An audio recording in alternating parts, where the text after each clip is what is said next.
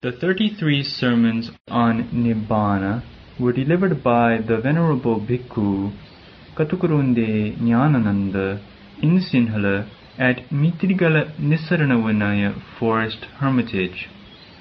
They were translated into English by the same Venerable monk, presently residing at Potkulkala Forest Hermitage in Kandagedara Devalagam.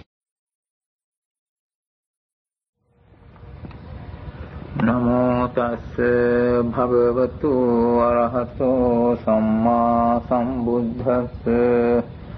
Namo tassa bhagavato arahato samma sambuddhassa.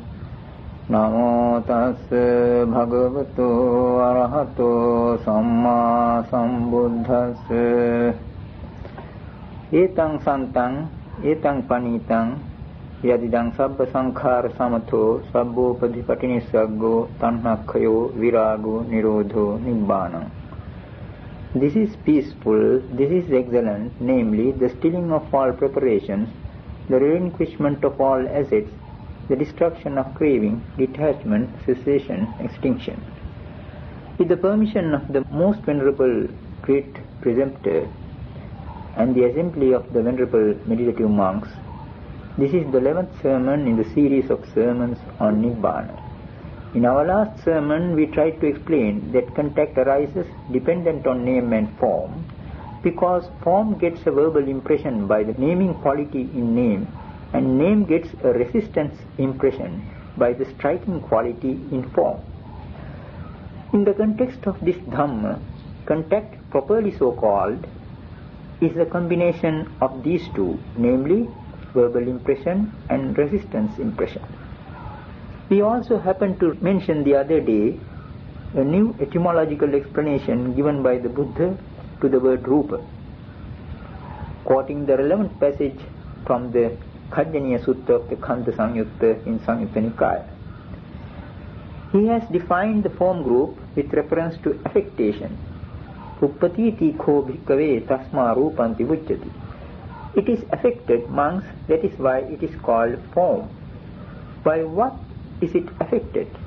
By cold, heat, hunger, thirst, and the sting of gadflies, mosquitoes, and the like. While analyzing the implications of this being affected, we mentioned that the form group could be compared to a wound. According to the commentarial exegesis 2, Krupati means to be adversely affected, to be afflicted, to come into conflict with, to be diseased and displeased.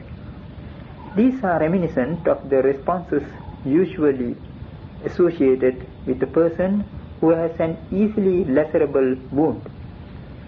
To say that a patigha sampassa arises because of this lacerable quality is therefore very apt.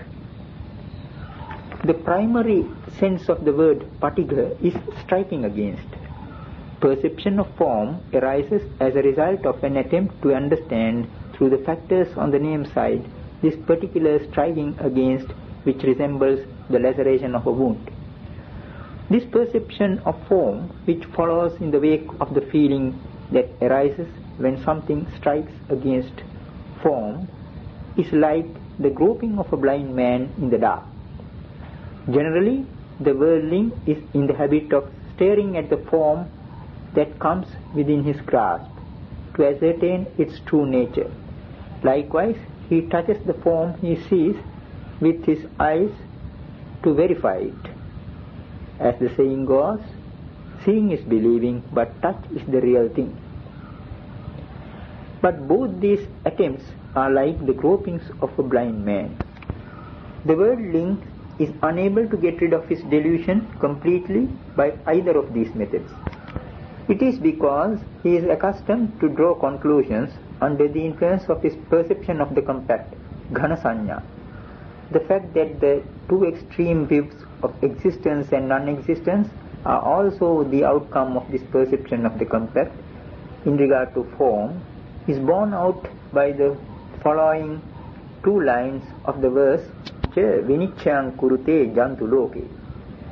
Having seen the existence and destruction of material forms, a man in this world comes to a conclusion. The worldling has the idea that material forms have an absolute existence. This idea is the result of his perception of form. It is a perception arising out of his impression of that striking against. Whatever the level of this perception of form be, it is no better than the impression of a blind man. The two extreme views of absolute existence and non-existence in the world are based on this kind of impression. Various types of views and opinions current in the world regarding material forms and matter in general are the outcome of the notion that they are absolutely real. There is a tendency in the worldling to presume that what he grasps with his hand and sees with his eyes exists absolutely. So a thing is said to exist for some length of time before it gets destroyed. The logical conclusion then is that all things in the world exist absolutely, and that at some point of time they get absolutely destroyed. This is how the two extreme views of absolute existence and absolute non-existence have arisen in this world. This is the outcome of a perception of form which is tantamount to a pursuit of a mirage. It is an illusion. The Buddha has declared in the Jata Sutta that where name and form as well as resistance and perception of form are cut off and surcease, there the entire samsaric problem, which amounts to a tangle within and a tangle without, is also conclusively solved. That this is so could be inferred to some extent from what we have discussed so far. Nama and Rupa as well as Patigha and Rupa Sanya are highly significant terms. Patigha and Rupa Sanya are equivalent to Patigha Sampassa and Adhivachana Sampassa respectively. Now whereas to this perception of form, it is basically conditioned by contact. That is why the Kalahavivada Sutta states that contact is the cause of the two waves of existence and non-existence. In this Kalahavivada Sutta, one finds a series of questions and answers going deeper and deeper into the analysis of contact step by step. The question, Pasvanu lokasmin kuto nidano, what is the cause of contact in this world, gets the answer, namancha rupancha paticca passo, dependent on name and form is contact. The next question is, kismin vibhote na phusanti phasa, in the absence of what do contacts not bring about contact, or touches do not touch? It gets the answer, in the absence of form, contacts do not bring about contact. The question that comes up next and the answer given are extremely important. They lead to a deep analysis of the Dhamma, so much so that both verses deserve to be quoted in full. The question is, Kathang sametasya vibhoti rupang, sukhang dukhang vapi kathang vibhoti, etang me pabruhi yatha vibhoti, tang jnaniyama iti me mano ahu. To one constituted in which manner does form cease to exist, or how even pleasure and pain cease to exist? Do tell me how all these become non-existent. Let us know this, such a thought arose in me. The answer to this question is couched in this extraordinary verse. Na sanya sanyi, na visanya sanyi, nopi asanyi, na vibhota sanyi. Evang sametasya vibhoti rupang sanya nidanahi papancha sankha. What this verse purports to describe is the state of a person for whom form as also pleasure and pain have ceased to exist. He is not one with normal perception, nor is he one with abnormal perception. He is not non-percipient, nor has he resigned perception. It is to one constituted in this manner that form ceases to exist. For papancha sankha, whatever they may be, have perceptions as their source. The meaning of this verse needs to be clarified further. According to the Mahanidesa, the allusion in this verse is to one who is on the path to the formless realms, having attained the first four absorptions. The commentary is forced to that conclusion because it takes the phrase na vibhuta sanyi as negating formless realms as such. The assumption is that the person referred to is neither conscious with normal perception, nor abnormally unconscious, nor devoid of perception as in the attainment to cessation, nor in one of the formless attainments. So then the only possibility seemed to be to identify it with some intermediate state. That is why the Mahanidesa and the other commentaries interpret this problematic state as that of one who is on the path to formless attainments, Aruppa Magga Samangi. However, considerations of context and presentation would lead to a different conclusion. The extraordinary state alluded to by this verse seems to be a supramundane one, which goes far deeper than the so-called intermediate state. The transcendence of form indicated here is more radical than the transcendence in attaining to formless states. It is a transcendence at a supramundane level, as we may well infer from the last line of the verse, Sanya Nidanahi Papancha Sankha. Papancha Sankha is a term which has a relevance to insight meditation, and the denouement of the sutta is also suggestive of such a background. The Kalayavada Sutta, consisting of 16 verses, is from beginning to end a network of deep questions and answers leading to levels of insight. The opening verse, for instance, states the initial problem as follows: Kuto pahuta kalaha vivada parideva soka sahamacharache manati mana sahapesunache kuto pahuta padingha bruhi. Whence do spring up contentions and disputes, lamentations, sorrows and envies, and arrogance together with slander? Whence do they spring up? Pray tell me this. It is in answer to this basic question that this discourse gradually unfolds itself. In accordance with the law of dependent arising, the cause of contentions and disputes is said to be the tendency to hold things dear. Piya pahuta kalaha vivada. Then the question is about the cause of this idea of holding things dear. The cause of it is said to be desire. Chanda nidanani piyani loke. Things dear originate from desire. Desire or interest makes things dear. The next question is, what is the origin of desire? Desire is traced to the distinction between the pleasant and the unpleasant. It is in reply to the question regarding the origin of this distinction between the pleasant and the unpleasant that contact is brought in. In fact, it is the question as to the origin of contact, passonu lokasmin kuto nidano, which form the starting point of our discussion. The answer to that question is name and form, namam cha rupam.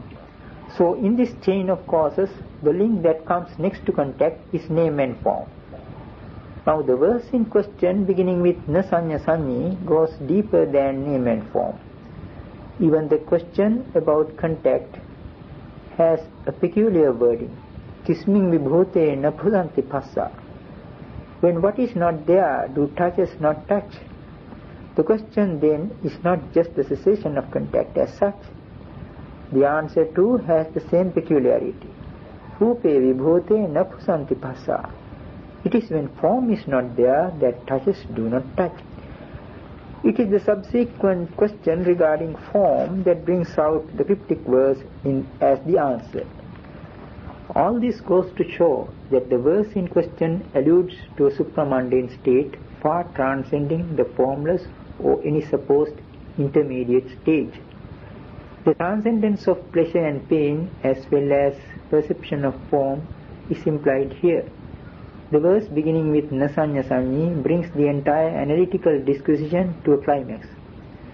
It comes as the 13th verse in the series, Usually such a disquisition leads up to a climax, highlighting Nibbana. It is obvious therefore that the reference here is to the Nibbanic mind. We have here four negations: na sanya sanyi, na visanya sanyi, no piya sanyi, na vibhuta sanyi. These four negations insinuate a strange supramundane level of perceptions. In short, it is an attempt to analyze the crux of the Dhamma in terms of perception. As to the provocation for such an approach, we may remind ourselves of the fact that according to the Buddha, release from materiality amounted to a release from the perception of form. Here we have something really deep. As it was stated in Jata Sutta, for the disentangling of the tangle, name and form, resistance and perception of form have to be cut off. This last mentioned perception of form or rupa sanya is highly significant. Before the advent of the Buddha, the general belief, even among ascetics, was that in order to be free from form, one has to attain to the formless, arupa. But as we pointed out in an earlier sermon, this kind of approach to the question of freedom from form is like the attempt of one who, having imagined a ghost in the darkness of the night, runs away to escape it. He is simply taking the fantasy of the ghost with him. Likewise, perception of form is already implicit in the formless. What has been done is only a pushing away of the perception of form with the help of sankharas. It is merely a suppression of form through the power of absorption. It does not amount to a cessation of the perception of form. What then is the message the Buddha gave to the world regarding the abandonment by way of eradication? He pointed out that freedom from form can be won only by comprehending a certain deep normative principle behind perception. Till then, one keeps on going round and round in samsara. Even if one breaks away from form to stay for eons in formless realms, one swings back to form at the end of that period. Why? Because the ghost of form still haunts the formless. It is precisely because of this fact that pre-Buddhistic ascetics could not free themselves from the round of existence. Kalahayuada Sutta as a whole could be regarded as an extremely deep analysis of the basis of the two weaves of existence and non-existence. Our departure from the Mahanidesa in regard to the interpretation of this discourse might sometimes be called in question, but let the wise judge its reasonableness on its own merits. According to our interpretation so far, the 13th verse marks the climax of the discourse with its allusion to Nibbana. This is obvious from the 14th verse, in which the questioner confesses, Yang tang apuchimma akittayino anyang tang puchama tadinga bruhi. Whatever we have asked you, that you have explained to us. Now we wish to ask you something else. Pray give us an answer to that too. The question now posed is this. Ettavatak vadanti heke yakhasa suddhin idha panditase. Udahu anyampi vadanti etto. Do some who are reckoned as wise men here declare the highest purity of the soul with this much alone? Or else do they posit something beyond this? The interlocutor is trying to get the solution restated in terms of the two weaves of existence and non-existence.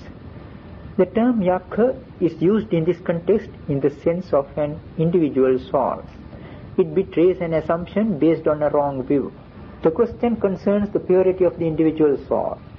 The interlocutor wants to ascertain whether wise men in the world declare this state as the highest purity of the soul, or whether they go beyond this in postulating something more.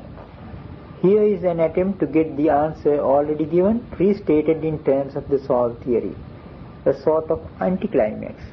The two concluding verses that follow give the light to this presumptuous question.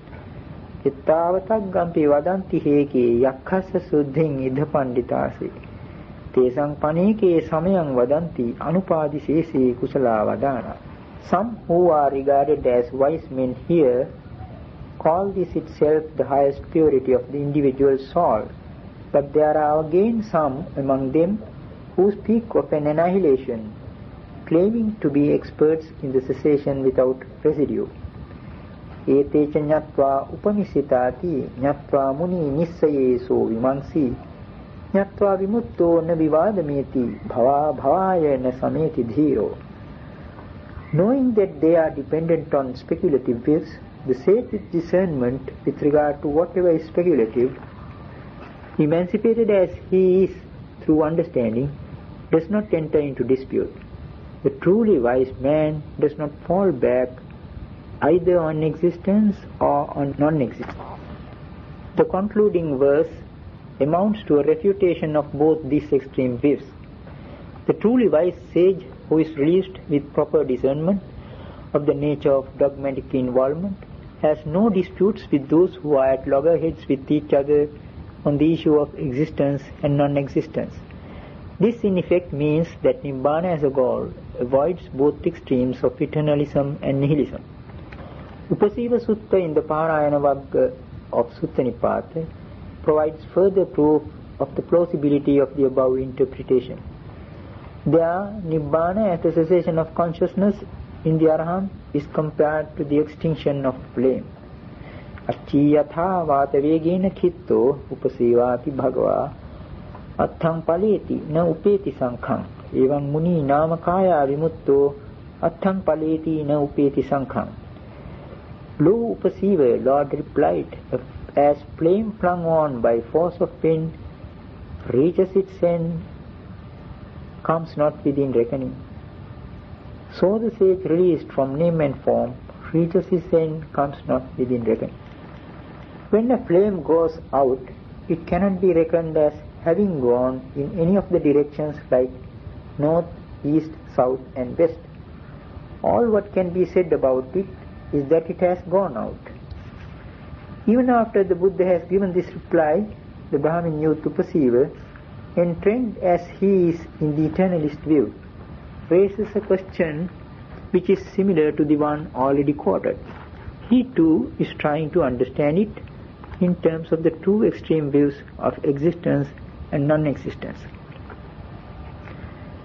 Atthangato so udavaso natti udahu ve sassatiya arogo tam me muni sadhuya karohi tathaite vidito is dhammo. Has he reached his end, or is he no more, or is he eternally well? That to me, sage, in full explain, for this Dhamma is well within your ken. In the discourses we find similar instances of attempts to determine in terms of those two extreme views, even a conclusive statement of the Buddha on the question of Nibbana. Yet another instance is found in the Potthapada Sutta of the Digha Nikaya. There the Buddha outlines the path to Nibbana from the point of view of perception. The discourse therefore is one that highlights the importance of the term Sanya. In that discourse, the path of training leading to Nibbana is introduced under the heading Anupubbabhisanya Nirodha Sampajana Samapatti, the attainment with full awareness to the gradual cessation of higher levels of perception. What is significant in this particular context is that the invitation for this exposition came from the ascetics of other sects. In response to their request to enlighten them on the subject of the cessation of higher levels of perception, Abhisanya Nirodha, the Buddha gave quite a long account of the course of training required for it. But at the end of that deep exposition, the wandering ascetic Potthapada raises the following question: Sanyānukho purisassa atta udahu anya sanya anya atta. Is perception a man's soul, or is perception something and soul another? This is typical of their bigoted attitude, which prevented them from understanding this Dhamma free from the soul prejudice. We went so far as to bring out all this evidence because the point at issue is fairly important. Even the attempt of the Mahanidesa to explain the verse beginning with Nasanya Sanyi is far from conclusive. It is not at all likely that the ascetics of other sects subscribe to a view that the intermediate stage between the fourth absorption and the first formless absorption is equivalent to the purest state of the soul. Such an interim state is of no account. As we go on, we might come across further proof of the tenability of this interpretation.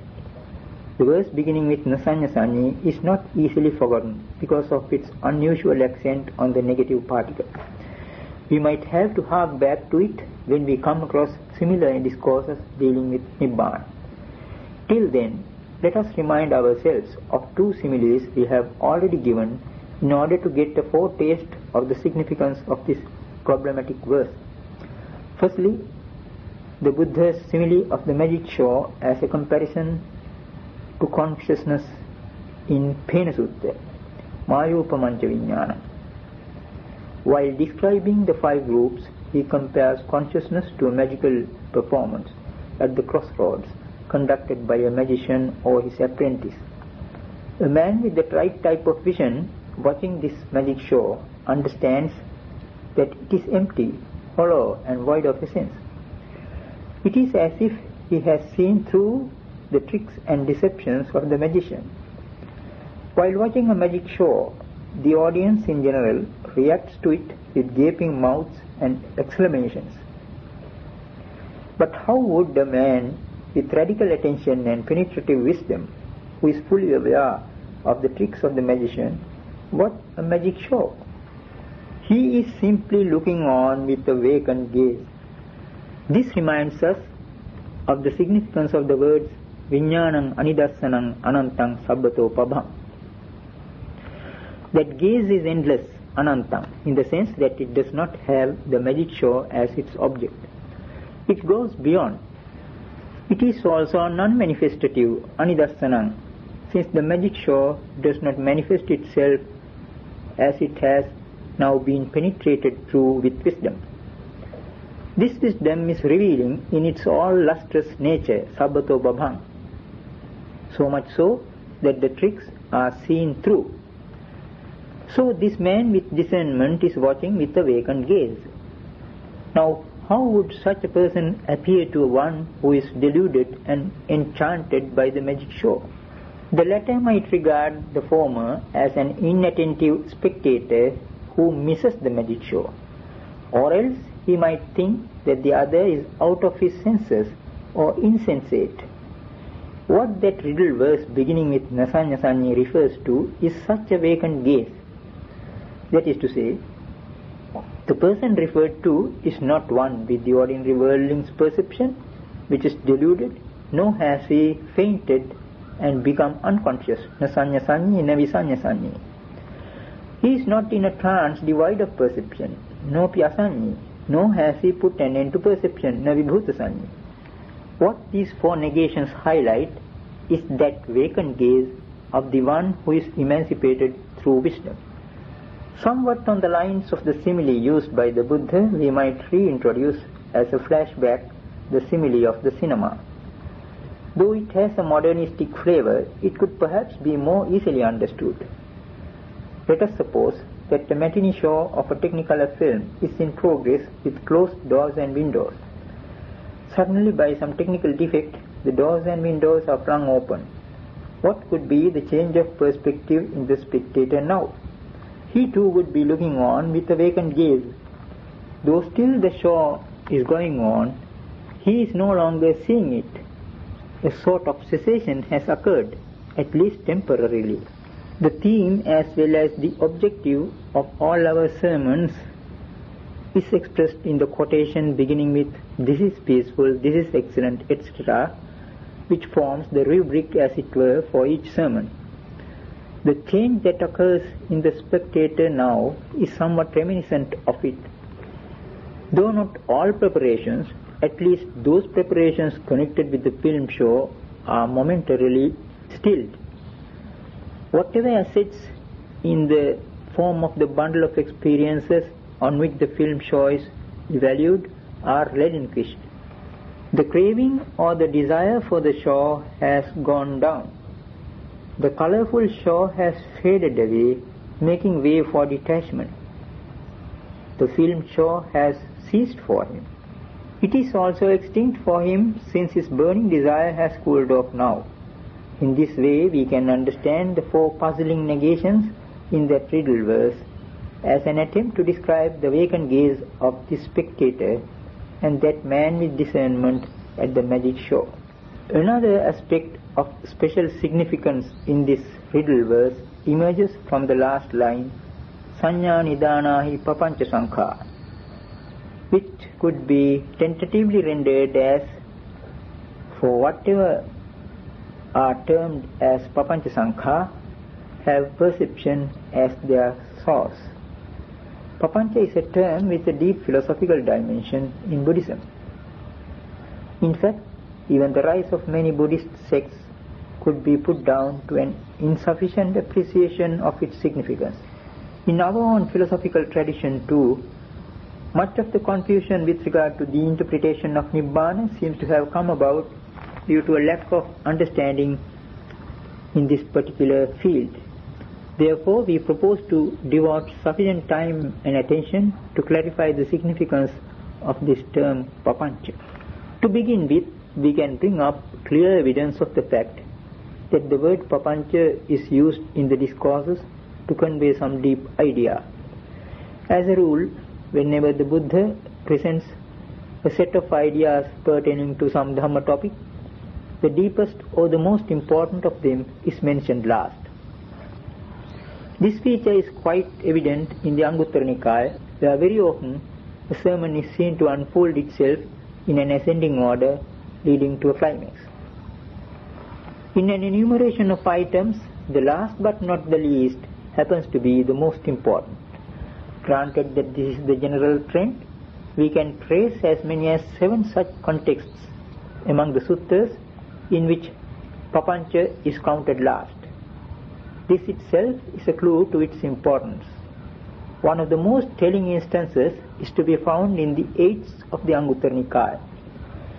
It is called Anuruddha Sutta. There we are told that to Venerable Anuruddha, once meditating in solitude in Pācinavamsa Park, the following 7 thoughts occurred concerning Dhamma.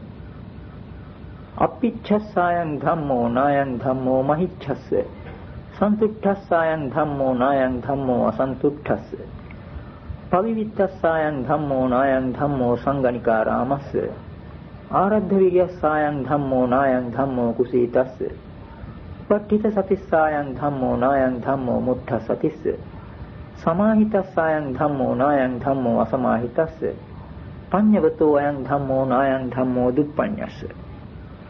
This Dhamma is for one who wants little, not for one who wants much. This Dhamma is for one who is contented, not for one who is discontent. This Dhamma is for one who is secluded, not for one who is fond of society. This Dhamma is for the energetic, not for one who is lazy. This Dhamma is for one who has set up mindfulness, not for the one who is laggard in mindfulness. This Dhamma is for one who is composed, not for one who is flustered. This Dhamma is for one who is wise, not for the one who is unwise. When these 7 thoughts occurred to him, Venerable Anuruddha kept on pondering over them for a long while, probably with some Dhamma zest. He might have even felt confident that this is a perfect set of Dhamma thoughts, since the number is 7 and wisdom comes last. However, the Buddha was monitoring his behavior of mind from Bhesakalavana many leagues away and found that this set of 7 is far from complete.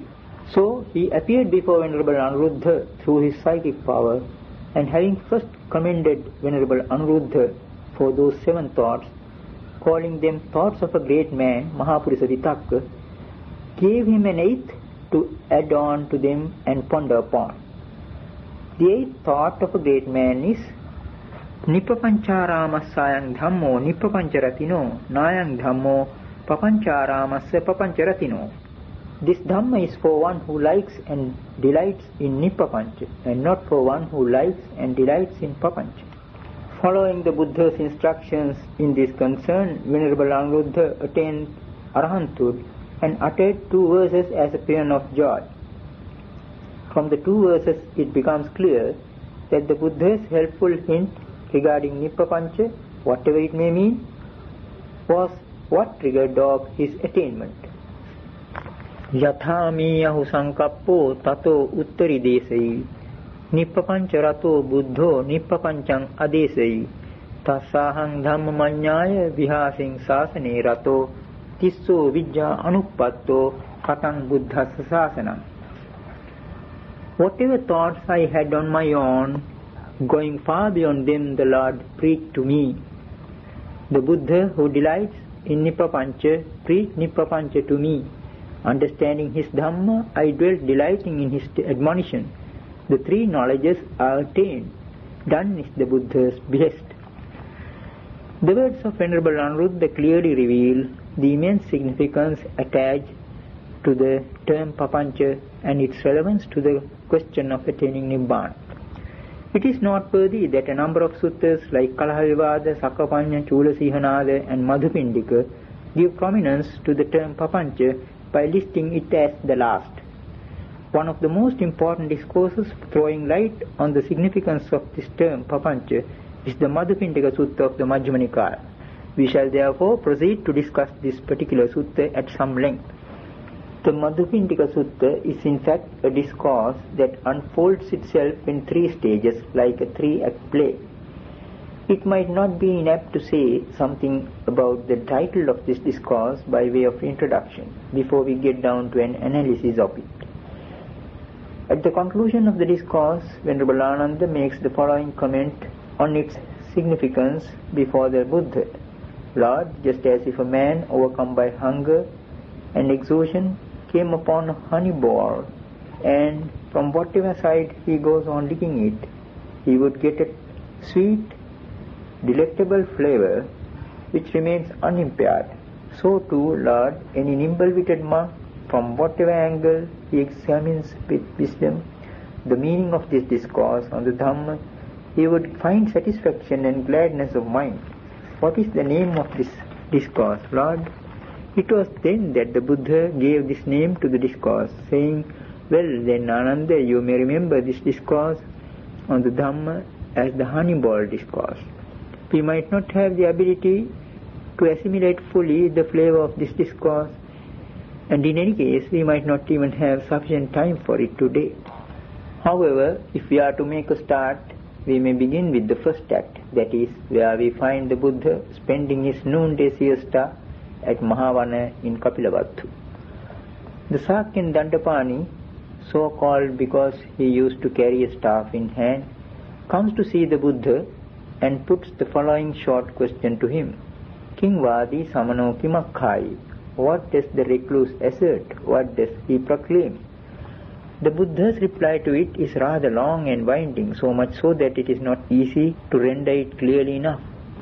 Yathavadi ko auso sadevaki loke samarake sabbrahmake sasamana brahmaniya bhajaya sadeva manussaya nakenachi loke viggaya titthati yathacha pana kamehi visanyuttang viharantang tang brahmanang akathang kathing chinna kukkuccang bhava bhave vitatannang sanyānānusenti evam vādi kho ahang auso evam akkhai. According to whatever doctrine or friend, one does not quarrel with anyone in the world with its gods, its maras and brahmas, with the progeny of the world comprising recluses and brahmins, gods and men, and also due to which perceptions no more underlie that Brahmin who abides detached from sense pleasures without perplexity, remorse, cut off and devoid of cravings for any kind of existence. Such is my doctrine, friend. Thus do I proclaim it. It must be noted that the word Brahmin in this context refers to the Arahant. The reply, winding as it is, goes deeper in its insinuations touching the presumptions of the questioner. That is to say, generally in the world, if anyone proclaims a doctrine, it is natural that it will come into conflict with other doctrines. Also, in proclaiming that doctrine, one has to have latent perceptions relating to it. The Buddha's reply, however, seems to contradict these presumptions. In a nutshell, the reply amounts to this. Firstly, the Buddha's teaching is such that he does not come into conflict with others. Secondly, perceptions do not lie latent in him. The occurrence of the term sanya, perception, in this context is also significant. We have already stressed the importance of this term. Perceptions do not lie latent in the Buddha or in the doctrine propounded by him. Dandapani's response to this reply of the Buddha is also recorded in the sutta. It is dramatic enough to substantiate our comparison of the discourse to a three-act play. Dandapani shook his head, wagged his tongue, raised his eyebrows into a three-line frown on his forehead, and departed, leaning on his stick. The Buddha's reply did not arouse any faith in him. In the next act, we find the Buddha seated in the company of monks in the evening and telling them of his brief encounter with Dandapani. Then one of the monks requested an explanation of the enigmatic reply the Buddha had given to Dandapani. The Buddha's explanation, however, took the form of an even longer statement, no less enigmatic than the former.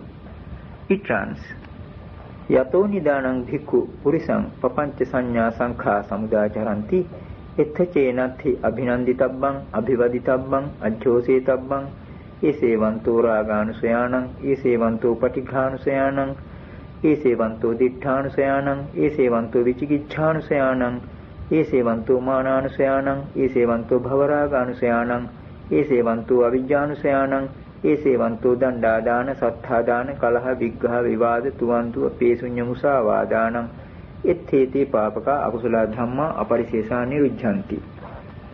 From whatever source papancha saññā sankha beset a man, if in regard to that there is nothing to be delighted in, asserted or clung to, then this itself is the end of underlying tendencies to attachment, to aversion, to whims, to doubts, to conceit, to attachment towards existence, and to ignorance. This itself is the end of taking rods and weapons, quarrels, disputes, accusations, slander, and false speech. Here these evil, unskillful states cease without remainder. After making such a long and winding statement, the Buddha rose from his seat and went into his dwelling, as if it were the end of the second act. One can well imagine the consternation of the monks at this dramatic turn of events. The explanation looked even more astounding than the original statement because of its elliptical character. So here is a case of a puzzle within a puzzle. It is the first few words that are most puzzling. Naturally, the monks were so perplexed that they decided to approach Venerable Mahakaccana and request him to give them a detailed exposition of the Buddha's words, as he had been praised by the Buddha for his skill in this respect. When they went to him and made the request, Venerable Mahakaccana showed some modest hesitation at first, but finally agreed to it. Now we come to the third act, in which Venerable Mahakaccana is giving the exposition. Chakkhunchāvuso paticca rūpeca uppajjati chakhu viññānaṁ tinnang sangati bhasso bhassapacchaya vedana yang vedeti tang sanjānāti yang sanjānāti tang vitakketi yang vitakketi tang papancheti yang papancheti tato nidanang purisang papancha saññā sankha samudācaranti atītānagata paccuppannesu chakhu viññeyesu rūpesu. Not only with regard to eye and forms, but also with reference to all the other sense faculties, including the mind, together with their respective sense objects, a similar statement is made. Suffice it to translate the one quoted above as a paradigm. Dependent on the I and forms, brethren, arises I consciousness. The concurrence of the three is contact. Because of contact, feeling, what one feels, one perceives. What one perceives, one reasons about. What one reasons about, one turns into papancha. What one turns into papancha, owing to that, tato nidana, which is the correlative of yato nidana, forming the key word in the Buddha's brief summary above. Papancha sanya sankha beset him, who directed his powers of sense perception. They overwhelm him and subjugate him in respect of forms cognizable by the eye, belonging to the past, the future, and the present. It is the same with regard to the ear and sounds and the rest.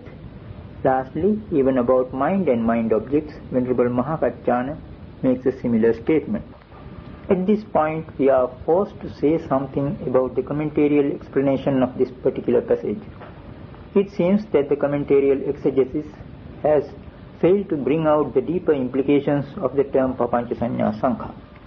The main reason for the confusion is the lack of attention on the part of the commentator to the peculiar syntax of the formula in question. The formula begins on an impersonal note. Chakkhuncha uso paticca rupecha uppajjati chakkhu viññānam. The word paticca is reminiscent of the law of dependent arising. Pinnang sangati phasso.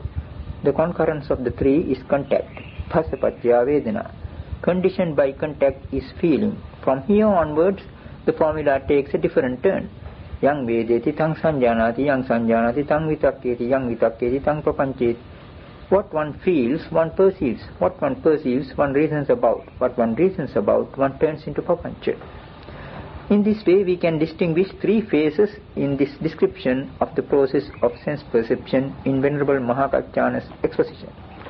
It begins with an impersonal note, but at the point of feeling, it takes on a personal ending, suggestive of deliberate activity. Yang vedeti tang sanjanati, yang sanjanati tang vitakketi, yang vitakketi tang papancheti. What one feels, one perceives. What one perceives, one reasons about. What one reasons about, one turns into papancha. Though we render the formula in this way, the commentary explains it differently. It ignores the significance of the personal ending and interprets the sensory process periphrastically, for example as sanya, sanjanati, vitakko, vitakketi. Perception perceives, reasoning reasons about, etc. It amounts to saying that when feeling occurs, perception comes forward and perceives it. Then reasoning takes up the task of reasoning about perception. Papancha then steps in and converts that reasoning into papancha. This is how the commentary explains that formula. It has left out of account the significance of the use of the active voice in this section of the formula. There is a special purpose in using the active voice in this context. It is in order to explain how a man is overwhelmed by papancha sanya sankha, whatever it may be, that Venerable Mahakacchana has introduced this sequence of events in three phases. In fact, he is trying to fill in the gap in the rather elliptical statement of the Buddha, beginning with yato nidanam bhikkhu purusang papancha sanya sankha samudācana. Monk, from whatever source papancha sanya sankha beset a man. The initial phase is impersonal, but then comes the phase of active participation. From feeling onwards, the person behind it takes over. What one feels, one perceives. What one perceives, one reasons about. What one reasons about, one turns into papancha. The grossest phase is the third. Venerable Mahakacchana's formula shows how the process of sense perception gradually assumes a gross form. This third phase is implicit in the words yang papancheti tato nidanang purisang papancha sanya sankha samudācaranti. What one turns into papancha, owing to that, papancha sanya sankha beset that man. The word purisang is in the accusative case here, implying that the person who directed sense perception is now beset with or overwhelmed by papancha sanya sankha, as a result of which all the evil, unskillful mental states come to be. This itself is an index to the importance of the term papancha. The course of events suggested by these three phases may be illustrated with the legend of the three magicians. While journeying through a forest, three men skilled in magic came upon a scattered heap of bones of a tiger. To display their skill, one of them converted the bones into a complete skeleton, the second gave it flesh and blood, and the third gave it life. The resurrected tiger devoured all three of them. It is such a predicament that is hinted at by the peculiar syntax of the formula in question. The comparison of this discourse to a honey ball is understandable, since it holds the secret of the latent tendencies towards dogmatic views. It also affords a deep insight into the nature of the linguistic medium and words and concepts in everyday usage. We haven't yet clarified the meaning of the term papancha. It is already found in common parlance as a word suggestive of verbosity and circumlocution. Etymologically, it is traceable to prap plus fruit punch, and it conveys such meanings as spreading out, expansion, diffuseness, and manifoldness. Verbosity and circumlocution usually lead to delusion and confusion. However, the word papancha is sometimes used to denote a conscious elaboration of what is already expressed in brief. In this particular sense, the cognate term vipanchitanyu is used in the context of four types of persons distinguished according to their levels of understanding, namely Uggatitanyu, Vipanchitanyu, Neyo, and Padaparamo. Here Vipanchitanyu signifies that sort of person to whom comprehension of the doctrine comes when the meaning of what is uttered in brief is analyzed in detail. All in all, papancha in linguistic usage has the insinuation of a certain degree of delusion brought about by verbosity and circumlocution. But here the term has a deeper philosophical dimension. Here it is not a case of linguistic usage, but the behavior of the mind as such, since it concerns sense perception. The fact that it follows in the wake of vitakka is suggestive of its affinity to vichara, or discursive thought, so often quoted as the twin of vitakka, that is, as vitakka vichara. The mind has the tendency to wander afar all alone, durangamam ekacharam, through the medium of thought, or vitakka. When vitakka breaks loose and runs riot, it creates a certain deluded state of mind, which is papancha. Dear listeners, it is our sincere wish to make these sermons accessible, free of charge, to all who like to listen to them, because the gift of the Dhamma excels all other gifts. We therefore encourage you to copy these sermons and share them with others, but kindly note that they should not be reproduced for